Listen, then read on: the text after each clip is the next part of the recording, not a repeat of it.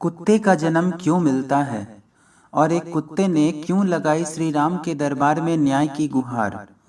नमस्कार दोस्तों, स्वागत है आप सभी का त्रिशा मोटिवेशनल स्टूडियो में। दोस्तों, बहुत सारे लोग ऐसे होते हैं जो नास्तिक प्रवृत्ति के होते हैं और उन्हें भगवान पर भरोसा नहीं होता। यह वीडियो उन लोगों के लिए नहीं है जिनको प्रभु पर विश्वास नहीं है, क्योंकि इस कहानी में एक कुत्ता और भगवान श्री राम के बीच वार्तालाप को बतलाया गया है जो कि सामान्य लोगों के समझ से परे है। इस कहानी में हमें यह पता चलता है कि वह कौन कौन से कर्म हैं जिनको करने पर कुत्ते अर्थात श्वान की श्रेणी में जन्म लेना पड़ता है। इस कहानी को पूरा सुने। आइए कहानी की ओर चलते हैं। एक बार भगवान श्री राम अपने दरबार में न्याय व्यवस्था को सुचारू रूप से चलाते हुए सही और गलत का निर्णय दे रहे थे। सभी न्यायकर्ता के बीच में न्याय देते देते उनको संध्या हो गई और संध्या तक जब उन्होंने सभी विवादों का निपटारा कर दिया तो उन्होंने अपने अनुज यानी कि भगवान लक्ष्मण को बोला कि लक्ष्मण, तुम बाहर जाकर के देखो कहीं कोई ऐसा व्यक्ति, प्राणी, पशु कुछ तो नहीं है जो कि अपने न्याय की प्रतीक्षा में बाहर खड़ा हो। लक्ष्मण जी बाहर गए, वहां देखा उन्हें कुछ पता नहीं चला। वो वापस आए, बोले प्रभु बाहर कोई व्यक्ति नहीं है, आज सभी के विवादों का निपटारा हो गया है। परंतु श्री राम ने एक कुत्ते की रोने की आवाज सुनी। उन्होंने बोला कि लक्ष्मण, जरूर एक कुत्ता बाहर रो रहा है, तुम जाकर उससे पूछो आखिर वह क्यों रो रहा है। मैं सुबह से ही उसके रोने की कर्तन ध्वनि अपने कानों में महसूस कर रहा हूं। लक्ष्मण जी इस बात को सुनकर वापस बाहर गए और अपने भैया की आज्ञा को मानते हुए देखा तो ध्यान से उन्हें कोने में पड़ा हुआ एक कुत्ता नजर आया जो कि काफी दुर्बल था, कमजोर था और वह रो रहा था। उसके पैर से खून निकल रहा था। लक्ष्मण जी उसके पास गए और उस कुत्ते से बोले कि हे श्वान, हे कुत्ते, आप यहाँ पर क्यों हो?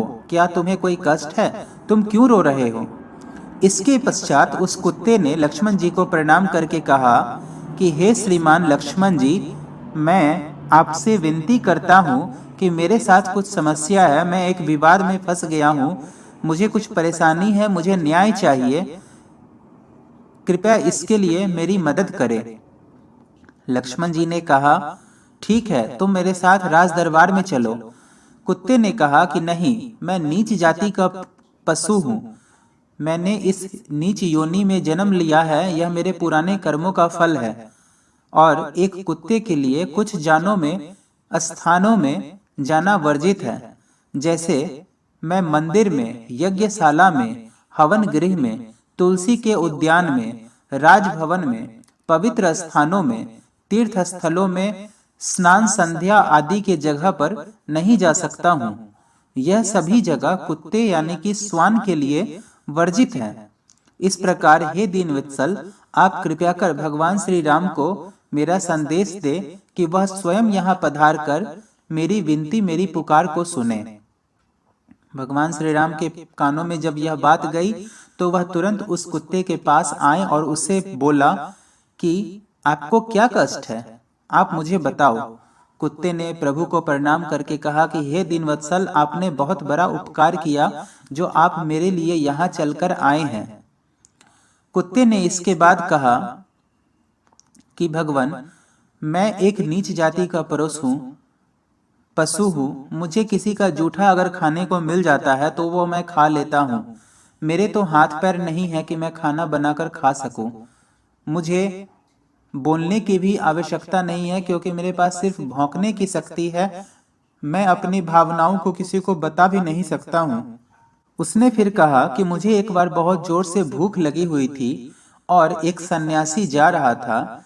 मैंने उसकी पोटली में खाने योग्य कुछ भक्ष्य पदार्थ जो मेरा है वह मैंने देखा। मैंने उसकी पोटली में जाकर मुंह लगा दिया। सन्यासी क्रोधी था, उसने डंडे से मेरे पैरों पे बहुत जोर से वार किया। उसके वार से मुझे काफी चोट लगा और मेरा पैर टूट गया है और यहाँ से खून बह रहा है। मेरी क्या गलती थी?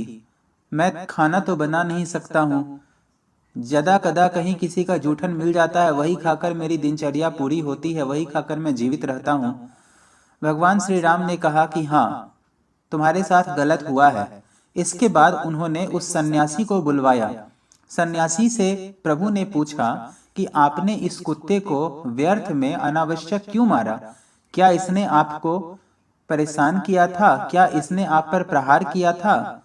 तब सन्यासी ने उत्तर दिया कि नहीं प्रभु, मैं अपने भिक्षाटन सामग्री सब ले करके अपने घर की ओर जा रहा था भोजन करने के लिए। इतने ही समय में यह कुत्ता आया और मेरे भोजन को जूठन कर दिया। मुझे भूख लगी थी और इस वजह से मुझे क्रोध आ गया और मैंने इस कुत्ते को लाठी से मारा। तब भगवान दीनवत्सल श्री रामचंद्र ने उससे कहा कि हे सन्यासी महाराज, आपके पास दो दो हाथ हैं, आप फिर से भिक्षा मांग करके अपना भोजन कर सकते थे, परंतु इस बेजुबान जानवर को, जो किसी से भोजन मांग नहीं सकता, भोजन बना के नहीं खा सकता, उसने अगर अपना भक्ष्य पदार्थ, अपना भोजन आपके पास देखा और जाकर खा लिया, तो आप तो दीन दयालु हैं, आपको इसको मदद करना चाहिए था अथवा इसे सिर्फ भगा देना चाहिए था, परंतु आपने इस पर अनायासी प्रहार करके इसके पैरों की हड्डी तोड़ दी। अब तो इसका इलाज भी कराना पड़ेगा, अतः आप इसके दोषी हैं। इसके बाद भगवान ने कुत्ते की ओर वापस मुंह करके बोला कि हे स्वान, यह आपका अपराधी है, यह सन्यासी आपका अपराधी है। इसके लिए जो आवश्यक दंड है वह आप ही सुनिश्चित करें, वह दंड इसको अवश्य दिया जाएगा। इस पर स्वान बोला, प्रभु, अगर आप मुझ पर प्रसन्न हैं तो इस सन्यासी को अयोध्या के सबसे प्रसिद्ध शिवालय का महंत बना दीजिए। सर्वश्रेष्ठ महंत जो उसका पीठासीन होता है वह बना दीजिए। भगवान श्री राम ने कहा, हे स्वान, आपको तो इसे दंड देना था, लेकिन आप तो इसे पुजारियों में सर्वश्रेष्ठ पद प्रदान कर रहे हैं। वहां उपस्थित जितने भी व्यक्ति थे, जितने भी सभा सदस्य मौजूद थे, वह सब कुत्ते और भगवान श्री राम के बीच के यह वार्तालाप को सुन और समझ रहे थे। उन्होंने कहा, आप ऐसा कार्य क्यों कर रहे हैं? इस पर स्वान ने बोला, प्रभु, मैं आपको इसका विस्तार पूर्वक बात बताऊंगा, पहले आप इसे यह पुरस्कार दे दीजिए जो मेरे नजरों में दंड है इसके लिए। सन्यासी बहुत खुश हुआ। उसे लगा कि उसे सबसे मुख्य पुजारी का पद अयोध्या में मिल रहा है।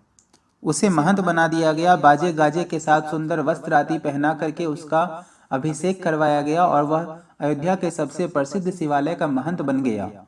इसके बाद उस स्वान ने वहां उपस्थित सभी सभा सदस्यों और भगवान श्री राम को कहा, प्रभु, आप तो सर्वज्ञ हैं, सब कुछ जानते हैं, उसके बावजूद मैं आपको यह बात बताता हूँ।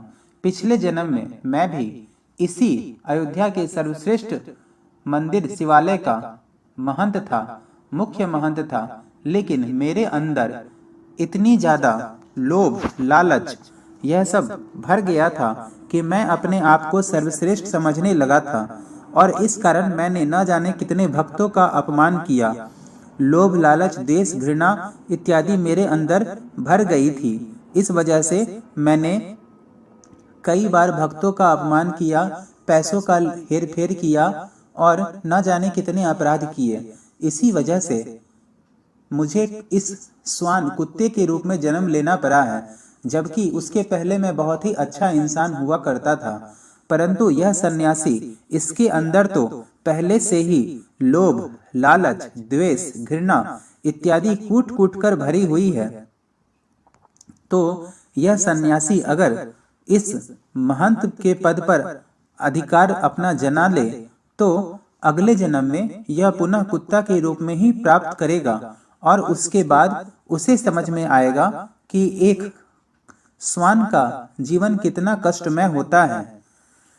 इसके बाद उस स्वान ने कहा, प्रभु, जहां वह कुछ कुछ जगह होते हैं जहां लोभी और लालची लोग नहीं रहने चाहिए, जैसे खेत में अन्न रखाने वाला, शिवालय, मठ, दानग्राम इत्यादि पवित्र स्थलों पर रहने वाला, अनाथ स्त्री, बालक, इन सभी का धन हरण करने वाला, गाय, विप्र और शिव को अर्पण किए हुए धन को खाने वाला, अन्याय करने वाला या अन्याय करके धन अर्जित करने वाला, राजा के दरबार में पहुंचे याचक को भगाने वाला, दूसरों का धन हड़पने वाला, प्रायश्चित किए गए धन को रखने वाला, इसके अलावा ब्राह्मण भोज इत्यादि में चोरी करने वाला, बेईमानी से धन जमा करने वाला, इस प्रकार के कर्म करने वाले जितने भी लोग होते हैं उन सभी को कुत्ते की योनि में जन्म लेना पड़ता है।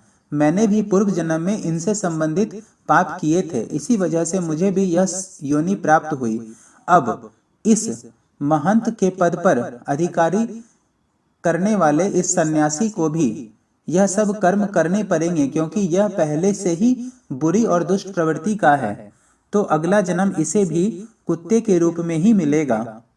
प्रभु, इसका अर्थ यह नहीं है कि जो महंत शिवालय का मठ पर सबसे मुख्य महंत बन जाए उसे अगला जन्म कुत्ते का ही मिलेगा।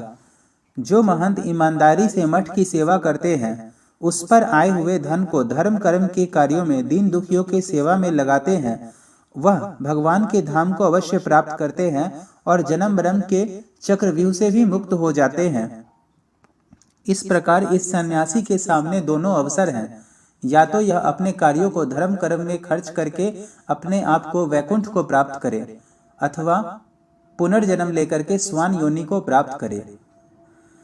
यह बात सुनकर वहां पर उपस्थित सभी सभा सदस्य और भगवान श्री राम एवं लक्ष्मण ने कुत्ते की उस सन्यासी को महंत बनाने के गूढ़ रहस्य के बात को समझा और यह सुनिश्चित किया कि वह महंत उस मठ का सबसे प्रमुख पुजारी बन जाए। मित्रों, यह कहानी हमें शिक्षा देती है कि हमें किन कर्मों को नहीं करना चाहिए, क्योंकि उन कर्मों को करने पर हमारा जो अगला जन्म है वह स्वान यानी कि कुत्ते के रूप में ही होगा। यह कहानी हमें यह भी शिक्षा देती है कि हमें किसी बेजुबान पशु पक्षी इत्यादि को अनायास ही मारना नहीं चाहिए। वे बुद्धिहीन प्राणी हैं, हमें उनकी मदद करनी चाहिए। उन्हें अगर हम 2 निवाला खाने को दे देते हैं तो उनसे हमारा पुण्य ही बढ़ेगा, हमारा कोई नुकसान नहीं होगा, क्योंकि वह अपने लिए भोजन तैयार नहीं कर सकते। अगर हम उन्हें खाने को ना दें तो उनका जीवन वैसे ही कष्टमय बीतेगा। आशा करता हूं कि यह वीडियो आपको पसंद आई होगी। मित्रों, अगर यह वीडियो पसंद आई हो तो कृपया कर मेरे चैनल को सब्सक्राइब जरूर करना और वीडियो को लाइक और शेयर करना। धन्यवाद, आपका बहुत बहुत धन्यवाद।